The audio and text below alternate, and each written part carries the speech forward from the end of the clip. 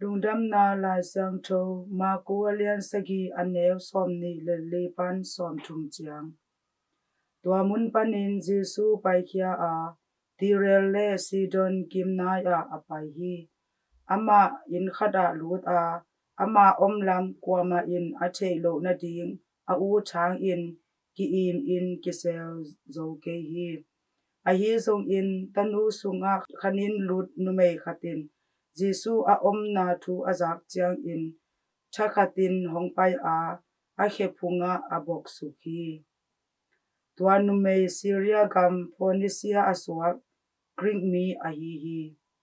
atanu sung doi a hor khiat sakna ding in Jesu kianga athum hi Jesu in ama kianga amasa in tate in aduk za u nema sapotu hen pangang hiam chi le tate anne kim lai lak sakin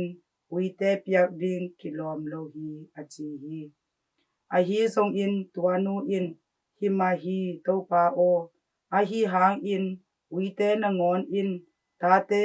anneng kia te sabwai nuai a anne u hi achi hi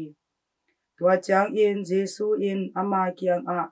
tua chibang a nagen na hang in na cha che hi na tanu sung pan in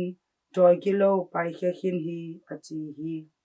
tua a hi chang in tuanu a ina cha a asung pan in joy kilo apai khe khin atanu no alup na tunga lum amu